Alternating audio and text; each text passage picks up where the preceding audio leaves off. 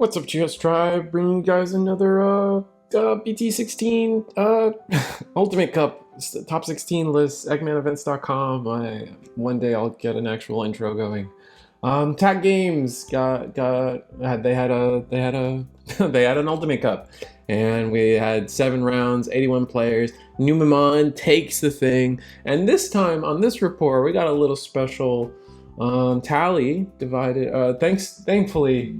Thankfully, TAC uses Limitless, and what that does, or no, they use Best Coast pairings. Oh, they use Best Coast pairings for this one. But you know, as long as you have access to those sites, you are able to really do the nitty gritty, dirty work of actually getting an actual full archetype breakdown, which is something like we see. Of note, we had 15 Numemon, 10 Imperial, 9 Mirage, 8 Yellow Vaccine, 7 Tyrant, 6 Magnamon X's, and then a collection of 26 other decks. You can only take your guesses at what all of those could have been, but they are clearly all less than 5. But yeah, no, Digiverse helped out with some of the breakdown numbers, and it just helped. And then Eggman actually always does the pie charts. And let's just get into the list. Numemon takes it first place, 7-0. No draw problems today, which is nice. Second place, Numemon, Magnamon X. This is the best showing we've seen from Magnamon X in a minute. And the key standout cards and decks in the pie chart, I would say, is definitely the 5th place Belphemon. I got a Belphemon homie that's always asking me for a Belphemon list, and now I can finally deliver, as if it was up to me. People. And then there's a Lilith loop. I know a lot of purple stands or purple purists, fanatics. It was just like, this is the one if it's not Lilithmon, it's not a true purple deck for whatever reason. People get a little weird. It's a problem, and we're working through it, I promise. Well, we gotta rehabilitate the people, you know. And then the last deck of note is definitely Sylphimon taking 16th place. But let's I didn't set up a little side screen for myself. Let me see if I can do that live on air. Setting up side screens. Oh no. Sorry everybody. We'll just cut this out, right? Just skip. It's not a big deal. Alright, so yeah, let's just get into it. No big deal. Yeah. Alright, I set up my side screen. Sorry. So we'll just go into the Sylphimon list. You guys know how I do that. I try to give everybody like at least a minute or two of their time, and to probably talk about a little too much. But we're gonna go in it. Sylphimon into Valkyriemon. I think it's better to call it the Sylphimon deck, just because that's the card everyone wants to be playing. That's like what you're thinking. You're playing Hawkmon, you're playing Salamon, you're trying to live that Season 2 fantasy. It's Sylphimon. But we definitely have a lot of guest appearances. We got Biomon here. Biomon being he's probably, imagine, a decent searcher. It can search Hawkmon and it can search Sovereign. What are you actually searching off of this? Maybe I should have actually Beastkin. Can you search Beastkin? Beast. Maybe Beastkin's covered to that. I'm not sure about that. This one's definitely not. Inherent effect: when a card is removed from your opponent's security stack, gain 1 memory. That can't be bad. I wonder. Oh, man, I always get flack for this kind of stuff, but like I really genuinely do these like live. These are my genuine opinions and first takes on these lists. I'm not trying to be like. I'm never gonna try to be like this methodically thought out scripted guy. It's not the type of videos that I have time to do, really. Anyway. So seeing the menace of Ukomon at 1, we're playing the new Salamon from the set at 4, and then we're playing the promo Hawkmon. Yeah, all the promo cards have been really good. Like, these promo cards were very clearly designed for these DNA decks. That's why we see the Vmon do really well. We even see inklings of the Wormmon pop up here and there, and a lot of it's off the back of the end of turn inheritable, and this Digimon may and another of your Digimon may DNA Digivolve. It's like that old Mastamon trick they used to do. It's just an effect that's going to keep popping up, and we're using the new Godomon specifically, which is, I find, kind of interesting. It lets you trash a card in your hand to return any level 6 or lower 2 color cards. So if you're trying to specifically cycle back any of your, honestly, anything above level 4, you can even get a rookie back. Everything you're doing is 2 or more colors, right? with 2 colors. Oh, so you can't grab the Magnamon X. Oh, that's interesting. Oh, it has to be red or purple anyway. Like, what am I saying? So you can pick up everything except Magnamon X. Obviously not Uko, Hawk, Bo. Goonie makes a guest star because you are running a solid amount of tamers, and that one that's extra attack makes sense. But the meat and potatoes of the list, we're playing the level 4s. We're playing both of the new yellow-red McDonald's. We're yellow-red armors. One for Gatomon, and then one for the Hawkmon, Harpymon, and Lynxmon. Both pretty good effects. I think the Harpymon kind of stands out as a stronger effect when this Digimon checks an opponent's security sec. So remember, think of that timing when Koromon is able to trigger. It's very similar to the Digibubble Koromon, how these, like, the final resolutions actually come into play. Lynxmon, when digivolving one of your opponent's Digimon, gets minus 3k DP, and it has Raid. Both of these are Armor Purge. The Raid is very interesting, especially if you're going to minus 3k something. You can immediately, you don't have any sneaky DP minuses beyond that, so you could Raid, and then, like, you can swing over a 5k and then live, I guess, is an interesting take. The fact that this the Lynxmon is an armor for Gatomon will always forever make Gatomon armors kind of inherently worse. It's just that the fact that they have to digivolve on a level 4 Gatomon just kind of makes them worse. It makes them almost like X antibody without the like the benefits of an X antibody stack. It's really weird. And if you don't properly digivolve them, they do digivolve for 3, which makes them just that bit more expensive, which could be bad, could be good. It's more of like, when I say could be bad, could be good, it's like the direction of the game that is probably good that things are getting a little more expensive. But yeah, and then 3 Valkyrymon Ace, and I'm not sure why the system kind of orders this guy first, but maybe because it's a red card. I don't know. Interesting. Maybe, oh, it's by play cost. Oh, is it ordering by play cost? That's why aces are kind of tripped up. That's funny. Bug report. 2 Dino Beamon. We are taking advantage of the fact that Gatomon's half purple, and then the rest of our level 4s are red. So you can, in theory, get a Dino Bee going and very easily, and then get summon a rush body. You could have summoned this Lynxmon, for example. Only the Gatomon and the Salem. Oh, I guess most of your Hawkmon also has an on play. Let me double check. Level 5 or lower. That's how I remember it. So you can Dino Bee can spawn Dino Bee, which is always fun, and you could summon Sylphimon, so you can sit on a board with 2 level 5s, and then if your opponent is able to take care of one, but still needs to attack to get rid of the second one, you still, like, it just kind of buffers your timing for Ace. So Valkyrymon is always kind of a threat. And any of these, I believe, both Sylphimons can digivolve into Magna X, and we do have armors to back that up. It's interesting. It's interesting to think about. Magnamon X add 2 is just a good card. We're playing I think this is the BT. Yes, it is the BT8 Jet Sylphimon. When digivolving, one of your opponents gets minus 5k, then DNA digivolving delete one of your opponent's 5k. So you can get rid of a 10k depending on how all your effects go out. Maybe you went into a Lynxmon, so you could get rid of a 13k. That's kind of huge. This kind of numbers that we're starting to reach important DP threshold numbers. And then the star of the show, probably what most people name the deck after, is I haven't going to talk about BT16 Jets Sylphimon. Oh my god. When digivolving, if DNA digivolving one of your opponent's Digimon gets minus 7k until the end of their turn. When digivolving one attack, delete one of your opponent's Digimon with 4k or less. This guy has been the menace of society for a minute now. Not him. It's the Valkyrie that's been a menace, but this is a strong card. I think all 3 of the DNAs from BT16 do have solid effects. They just, the Sylphie and the Shako, I know there's a lot of Shakomon like stands, and they believe that the deck is gonna do something one day. It just hasn't yet. I'm a believer, but like it's more of like I'll believe it when I see it. It's just hard. It's hard. Both of these the cards themselves are not bad. They're both good cards. It's just like the support around them just isn't the same as Imperial, and even Imperial isn't topping. So it's like, it's hard. It's hard, man.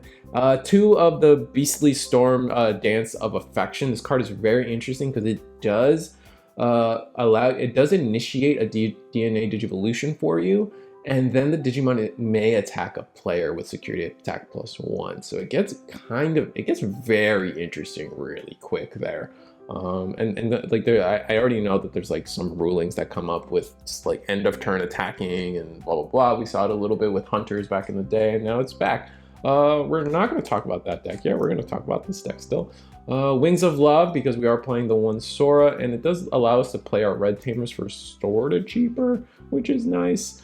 But yeah, we're playing the, like, oh man, this is kind of what I'm talking about. Like, the support around these two DNA decks are a little worse. This card, the Yolei and Kari, just feels worse than Pyldrum or Ken and Davis, right? You can play the Hakumon, you can play the Salamon, but then the extra your turn effect just isn't the same, you know what I mean? It's just not as good. I know -3k DP it kind of tailors itself to the deck, but like it's just not as good, you know, man. It does let you DP minus a little bit more. Another 3k right here gets you around, you know, this is, oh my god, this is 11, another 3 gets you 14. Now you're talking some real numbers, plus the 3 from links, if that's how you get it, gets over 17, which again, 17 being a really relevant number here. Plus 3 gets you to 15. 17, you just need one more DP reduction to just kind of easily take care of it. In the worst case of scenarios, 15 is the first breakpoint, and then it's 15 is the first breakpoint, and then 18 is the second breakpoint in their perfect like setup that they could have potentially have done on you. It's interesting we're playing Crimson Blaze, and not, I mean, every time I see Crimson Blaze, my heart wants to see the new the Digimon that like makes the Crimson Blaze 1k stronger, but it's not a big deal. We're playing Revelation of Light. We do have a Kari, so it makes sense. Awakening of the Golden Knight. It's just like a spicy list, man. It's filled with a lot of like the good cards, and it's nice to see one do well. So because I think people are going to use this as a platform going forward to tune the deck a little more. It has a chance. It can top an event, 81-person event, not as big as, you know, NA or Europe, but like it's still a lot of players. It's not like it becomes more of like a statistics thing, and if we can get the deck a little more consistent and a little like more tuned out there in the world, I'm sure we're gonna see a top in the bigger regions. TyrantKabuterimon, everyone loves that. I mean, the green is another one of those colors where you just have your green stance, and we're gonna just fit in a bunch of good green cards. We're playing 3 of the BT16 Izzy. Opponent's turn allows you to redirect an attack to one of your bugs. And then Magnamon X, this is the one from BT9, just goes on top of a Magnamon. While this Digimon is insectoid in its traits, it gains piercing. It digivolves for 2. It is an X antibody, but you don't really need a Magnamon to go on top of it. You just do anyway, because this Magnamon is not too bad. It's got an on-play, it's got a win Digivolution. It's a very solid card for the deck, plus 2k DP. You can't get mad at that. And probably it gives you an option. It gives you a sick option to play off of TyrantKabuterimon and get some effects going. Beyond that, I think we've talked before of how TyrantKabuterimon is teching in the Shivamon lock, essentially making your attacks really difficult because there's a big TyrantKabuterimon immune to Digimon effects, and then the Shivamon locks them down into saying, hey, you can't use options either, so now you have to, the only thing you can do is probably attack it to the TyrantKabuterimon, because they either have it set up with the Metal Life Kuwagamon inheritable, or they have it set up with Izzy, and all your first biggest attack, which you probably can only commit to one big attack anyway, will be answered via Izzy. It's interesting. The only issue that the deck comes into is just there are plenty of ways around it. You know, Shivamon isn't immune to Digimon effects, right? So let's say I'm Fenrir, I promote, I just hit the Shivamon with the win attacking. Now I have 2 attacks that can go into this TyrantKabuterimon in a combo, and probably 3 if, like, for most Lilithmon combos, I'm ideally getting 3. It's just, and if I'm attacking, it's just, that's where the deck struggles. It's just like, it sounds really good, but like there are ways for your opponent to just kind of chip at your armor or break through in a different way that is just like not this invincible TyrantKabuterimon. Oh my god, you know what I mean? One giant missile. Giant missile is a really good card. I think it's just the new security bomb for green. For a while it was Grandel Sol, and I think it's just moved on to giant missile, which interesting enough. The only last thing to talk about is we're playing 4 Lilithmon just for Alliance. Okay, I like it. Actually, Lilithmon Alliance plus Tyrant plus TyrantKabuterimon, you're doing some nasty stuff here. Holy moly! Just attack for 26k. 3 checks. Oh my goodness, that gets gross if you can set that up. And then even Shivamon, you can keep it allows you to Alliance Shivamon, get it suspended. Oh, it's pretty good. Lilithmon, I can see why people run the Lilithmon. I can see it.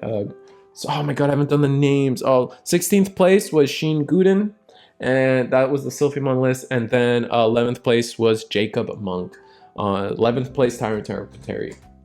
Very sick. And then let's go back to, sorry. Now we're going back down to 15th place because we do have 2 yellow vaccines. We have, this one's Dylan's vaccine list. Vaccine is pretty much stabilized in terms of what they're playing. I'm noticing Heaven's Judgment. I don't feel like Heaven's Judgment is too common. Emissary of Hopes, TKs, standard, Digimon Emperor, Numemon is real. We saw 4 of them top 4. No, it was 3 of them top, 4 Mirages. 1 Death Act, like this, beyond that, it's just very similar numbers. Playing the Kudamon, I feel like the Kudamon falls out of favor in the long run. It's just not, it doesn't never, most, like, it's such a backup option, and like, sometimes I feel like maybe this could just be more boosts, and then pill them onto Floodgate, Fenrir-Lugamon, and Numemon, and of the likes. 2 Ukamon just to kind of round out your rookies with a little bit more search. It's like, this is what I'm like, I see decks like this and I'm like, this is okay. 2 training, 2 Ukos, what's the difference? It could have just been 4 trainings, right? Like, it was just but yeah, no, I think everything else kind of explains itself. Yeah, going down to the next list. This is 9th place Jason's list. Jason, we're not saying that. Playing the movie Patamon immediately stands out. On play, search your security stack. You may add 1 yellow or black card with 2 or more colors among them to the hand. If you added a card, recover 1, shuffle your security. You got a lot of targets. Just straight, right? This whole row right here. Actually teching in Venusmon, teching in Shine Gray, and playing the Shu Yulin, taking a page out of taking a page out of the blue variant of Magnamon X Vmon variant. I don't know which one we've decided on, but 1 Heaven's Judgment. I'm not saying that Heaven's Judgment doesn't make sense. I just feel like security bumps have been slowly falling away from favor for yellow vaccine, just because you're running Messengers of Hopes, you're running these Awaken of the Golden Knights that are just kind of options that don't do something on their own, so they tend to be bricky. So adding more options just kind of hurts your consistency. The last thing I want to note is we're playing 3 Niaromons, and I kind of saw this coming. It's a good way to get around what Numemon's trying to do with Edamon and Valkyremon, just getting rid of your stuff like painfully. Just allows you to win attacking, trigger, ignore all the DP minus, do a check if you can, and then just kind of be chilling. And then especially since we've teched in the Shu Yulins, we're gonna have Reboot and Alliance. Jesus Christ, I didn't realize Shu Yulin kind of is the best of both worlds when it comes to inheritable. Just no blocker, but like you like the Reboot kind of like pairs with Alliance really well is what I'm trying to say. But yeah, no, congrats on 9th place. We're probably trying to go through, Lilithmon, how can I forget? We're gonna have to talk about Lilithmon. Gazi, Uko, I mean, that makes sense. All right, so Lilithmon, also a deck that really doesn't care about how we get there. So this isn't a pure purple deck. Sorry guys, I baited you, my bad. Sorry, I should say the name. This is Will Dawson's Lilithmon deck. Nice to see the Lilithmon top after in a while, right? Gazi's Floodgates, everyone's trying to gain memory, but like as you can see, without me having to say, clearly the deck is trying to piggyback off of the new Arukenimon Mummymon engine. On deletion from your trash, and without paying the cost, you may play 1 tamer with Myotismon in its text without the same name as any of your other tamers. Basically, you're only playing Arukeni and Mummymon. and they both have the same effect on that deletion. But this one, your turn, when Arukeni or Numemon would be played from your hand by deleting this tamer, reduce the play cost by 3. So they're playing for 3. You're playing your 5s for 3, which Lilithmon making things cheaper. Yikes, you guys know what I mean. On deletion, you may play one level 5 or lower Digimon card with Myotismon in its text from your trash without paying the cost. At the end of your next opponent's turn, delete it. So you can both Arukeni and Numemon have Myotismon in this deck. So you want to, and then on play, draw 2 and then trash 2 cards from your hand. And then reveal the top 5, trash 2 purple cards from them, return the rest to the bottom of the deck. It's just some easy trash, setting up your trash. You want to be setting up your trash as Lilithmon. It's just one of the key parts.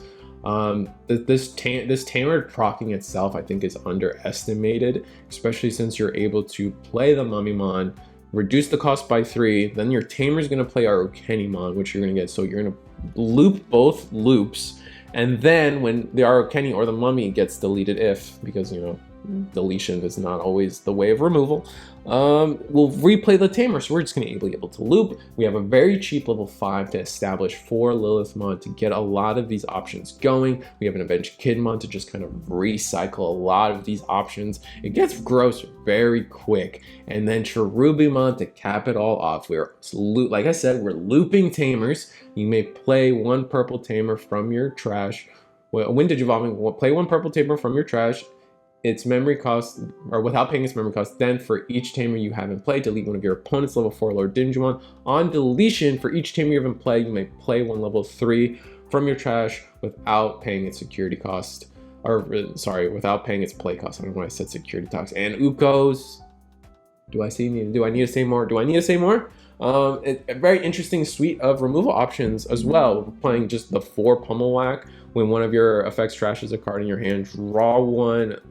Or when one of your trash is this card, so it's just discard fodder, gets you into your pieces, because when you're playing this many options, getting to your pieces isn't as simple as people would like to think. 3 mana Shida, memory setter, and just, you know, one more memory extension for a lot of the stuff you're doing. It's just interesting, and it's so cool to see. It's also interesting that we're on Miramon BT3 instead of more of the BT15 one, but I can see a world where we just don't have enough level 5s plus 6 or 5 and up to consistently like really get value out of this Miramon. So I guess that makes sense. I'm feeling that. Yeah, Lilithmon, who would have thought, right? Like, I don't think most people. Alice is also busted. Alice plus Cherubi kind of sounds gross. Actually, that probably is the biggest. I would imagine that this is one of the big. Always, if you're watching this and this is your deck, leave it in the comments. Tell me I'm wrong. Tell me all the neat and cool things that I didn't talk about, because this is a platform for you guys, not me. Or go ahead and link your video if you've topped it. I just haven't had a chance to really dig into YouTube lately. Sorry. Feel free in the comments. Alice plus Cherubi sounds stupid, and that's all I have to say. That's all. That's where we're ending the Lilithmon talk. Belphemon, our last like very unique deck to top this meta. Off the back of Ukomons. That's exactly where, I mean, I think most people thought like this is where it was gonna go, but like it's Belphemon with a Dark Masters engine, and that is gross, and you're evil, and you need to be stopped. I never want you to top again. Oh, I'm sorry. Will Dawson was the Lilith Loop, and this is Ethan's 5th place Belphemon list. Obviously, I'm joking. Let me pull people's legs. Obviously, we're still all traumatized from Apocalypse. However, we're running the Uko engine. We're running the intended Gizmon engine that was supposed to go with the deck anyway. Ostamon goes perfectly. We're playing the full archetype, and then we're adding in a Apocalypse engine, which busted. 1, 2, 2, 2, then 1 Apocalypse because we have to. 2 Lament of Friendships, which just allows us to either loop the Apocalypse. I guess that's the biggest thing, right? It allows us to loop the Apocalypse and then doesn't really do anything else. But honestly, for 3, looping an Apocalypse, getting to play it again, probably milling out your opponent, and then just Belphemon sleep mode's delaying the game or going for a game. I can see where this deck just is able to just switch gears on you, and most people won't be able to answer. My only concern is we're playing a hell of a lot of tamers, and that gets bricky. I mean, I guess Analog Youth unbreaks you, but like the rest of these get kind of bricky kind of quick. So I imagine your mulligans have to be just like, please, please, please, Ukamon, to the point where it's almost worth to maybe drop a Youth for an Ukamon. But I also like the idea of having that defensive, like, oh, you killed my level 5 or higher, get some memory. But yeah, congrats on Ethan. Belphemon's a fan favorite, so it's interesting to see it do well. Next deck, Mirage. We get to talk about 4 different Mirages. Wesley, Mirage, 4 Betamon, 1 Gaomon, 1 of the BT11 Gaomons, which I always talk about. It's kind of like interesting that it's back.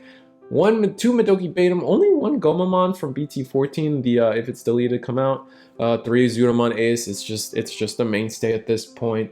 We're cutting a BT4 Thomas to just be able to fill in just extra stuff, right? We got a lot of blue memory boosts, maxing out on trainings, 2 security bombs. We're fitting in this Amphimon Ace, and then focusing on the new Gaomon level 4 from BT16, jamming inheritable, and then also lets you digivolve for 1 sometimes depending on the game state, and like that cheap level 4 could, like, especially in a world where trainings, because remember, if I'm mental training into this Gaogamon and then gain a memory, I just gained a memory for free, so I probably went from at least 1 to 2, and then like, you know what I mean, like worst case scenario, I just went into my level 4 and gained a memory. So we're at 2 memory, and then my level 3 can digivolve for 3. Hopefully I have a Gaomon under to gain that 1 more memory. Or we have tamers that set up, like, you see where I'm going? Like that 1 memory extension is probably everything the deck ever wanted. Yeah, no, we got 3 more to go through. So Wesley, thank you for your service. 3 Wynamon in this list. This one is Christopher's 13th place Mirage. A lot of the same, actually returning to the normal 3-3 split on the tamers. Focus, again, we're always going to see a focus on this BT13 Gaogamon to not be redirectable. Again, level 4 Gaomon. And then I didn't mention in the last one, but we're also focusing on the EX4 Gaogamon because the inheritable to gain 1 memory is so crucial. What's interesting here is we're actually playing Jellymon. Your turn, once per turn, you may play, when you play Blue Tamer, draw 1, which we have 6 of them. When an effect adds a card to your hand, return one of your opponent's level 4 opponent's level 3 or Digimon to its hand. So just some like floodgate removal, especially if you're trying to get rid of like, you know, pesky Betamons, Gazimons, Chumons, whatever the power crept Chumon is. I can't remember its name right now. Yeah, just getting rid of those pesky little guys makes sense to me. 1 Hammer Spark, because it's just catch your opponent slipping sometimes playing against blue. Both Hammer Spark and Ice. Well, that's hilarious. Grats, Christopher. We're going into Joseph. I feel like I know that name. I feel like you've topped before, Joseph. So grats on topping again. Jesus. However, still Mirage and it's still a lot of the same. So we'll talk about. We're deciding to play the BT13 Mirage, just, you know, being able to bounce a tamer, play a tamer. And again, I think this guy's just underrated. Like, I get it, like, there is 2 lines of thought. I want to have access to this card because evade's really good, and sometimes that targeted tamer removal is what turns the pace of the game in my favor. Being able to play my Thomas for free is huge, especially once I've already passed level 4. Like, you know what I'm saying? So there's that. It's an alternative effect to play these Thomases too, so it gets very interesting very quick. Is this an alternative effect for the... Oh no, we're playing different. I was going to ask about the Jellymon. Oh well. But beyond that, 4 training, 4 blues. Oh, the other line of thought is like, if I don't see BT11 Mirage Gal, then I lose, then so who cares? Also a valid opinion in my opinion. Oh, that's fun. But yeah, Joseph, grats. I'm just gonna move on. I don't think that's too painful. Maxing out on all the jammings, all of it. Both playing Wynamon. This is going to be Finth. Oh God. Oh, I'm sorry. You don't deserve that. You don't deserve me saying that like that. You just deserve someone to know how to pronounce your name, and that's every human being, honestly. Oh, you're also doing what Joseph did, playing TyrantKabuterimon. Yes. Oh man, please in the comments. I know I butchered your name, but please tell me that the TyrantKabuterimon being 6K came up for you, man. That with all my heart, that is what I want to know. Because everyone always plays Numemon, and I get it. Digivolve for 2, potentially put a Gaomon under to gain some memory. It gives it jamming. You have this extra route to have jamming in a stack off a tamer. Huge. But I just feel like sometimes Digivolving into TyrantKabuterimon, 6K, clear the Ruin mode, clear the Revelation of Light, and we're golden. Just tell me how often that came up. I would just love to know. I got really excited about that for 4th place. Congrats, man. I don't want to talk about Mirage again, but I will respect the TyrantKabuterimon. Now we're going to talk about the Magnamon X's. This tournament, definitely we see Magnamon X having the highest showing it's had in a while. This is Ben Abbott's 10th place Magna X Blue Vmon, whatever you want to call it. But at this point, it's hard to say, but like I feel like the list is solved. We see a lot of the same ratios going forward. I think the most notable part here is we're seeing an ever increasing count of blinding ray, and I have yet to see someone top with a list running Kongus or Breath of the Gods. So I think we're just at a point where those techs just aren't real, and I've been talking about them for no reason. But yeah, a very standard Magnamon X. Low on the Numemon count, I would say. I think 1 Numemon is actually kind of low. It's probably one of the lowest we've seen from a topping Magnamon X. It's just everyone wants to be on 2 or 3 of this card. It does a lot for you. It does so much. That targeted source removal, as the relevance of aces keep coming up and up and up, it's just too good. It's just too good. But yeah, no, moving on to the next one. Alan, this is 6th place with 2 Numemon aces, introducing the Lilithmon. I find very interesting. There's a few interesting techs in here that we can talk about. We're playing the Davis Ken. Wow, okay, so oh my god, there's so much juice in this. What in the world? Playing the BT16 Davis Ken just to play Wormmons. We do have a DNA. We got the good old teacup man from BT8. Look at that. When Digimon, if you have 5 or less security cards, recover 1, which lets you get up to 6. Then, when DNA Digivolving, return one of your opponent's Digimon whose level is higher or equal to the number of cards in your security stack in its owner's hands. So you can bounce 6s with this guy, which busted. Absolutely busted. Jesus Christ. We're only playing it as a one-off, so it's kind of like, but you guys get it. Playing the one-off Jessmon GX because it can Digivolve on top of Magnamon X Antibody, which busted. 2 Blinding Ray 1X Antibody, just probably because, I wonder why. Just so you can attack. Oh, so you can attack with Magnamon and then mid attack going to Jessmon GX since it's so expensive. Oh, I like it. Lapis Demon, for those that don't know, this is the option version of the Edamon that everyone's so afraid of. Till the end of your opponent's turn, one of your opponent's Digimon gains. Start of a main phase, this Digimon attacks. I imagine this is really good in the mirror, or maybe even just in Numemon boards in general. Just forcing one of their pieces that they may not necessarily want attacking right away to attack, and we have it at 2, so but yeah, I think that ends our spice. Oh, Lilithmon, I guess, is the last final spice that I didn't really get to talk about. But when Digivolving, suspend one of your opponent's level 4 Lord Digimon, Numemon, blockers, scary stuff. 6th place though. This is 3rd place. Nicholas Slack. Yeah. Magnamon X still. 2 Numemon, 4 of all the Magnamons. It's this is the Magnamon we see oftentimes get set to 3, and then a couple of the other lists set this one to 3 as well. But it's kind of just like personal preference. If it's just based on what you like. If you're building the deck, I don't think this is a huge decision point. This is just which one do you rather see? Which one do you feel like comes up in your locals? So that's why I never really bring it up. It doesn't feel like as an impactful decision to me. That's why I never bring that up. Playing the good old best green teamer in the game, Davis Motomiya, BT3. No mental trainings, but just going full hog, memory boost, Heaven's Judgment, Awakening of the Golden Knight. Yeah, this seems like just traditional Vmon Magnamon X. Just we added a Davis and cut a Shu Lin, and I think most builds kind of use this as a base. So, but I mean, grats on third place. Like, it's something to be respected at all times for sure. 2 Death X-Mons is also what I'm going to close with. Oh, Numemon. 4-2 split on the Digipolice Numemon Satsuki. 2 War Monzumon, so we're not even playing Edamon, so the thing that a lot of people are afraid of is kind of not here, which is interesting. Blast Fire, BT1.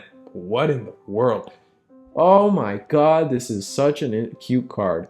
Main effect, change the original DP of one of your opponent's Digimon to 3 until the end of your opponent's next turn. That is so adorable. Oh my goodness, is that so funny? Oh, that is so cool. That's so cool. I forgot all about that card, and you play it at 2. That is so cool. After that, there's not much to talk about the list, but that tech is so funny to me.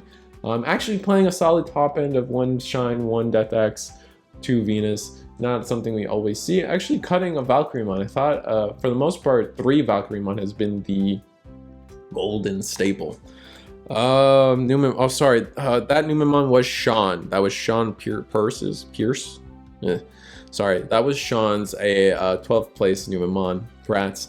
Numemon. Oh no, now we just go into second place.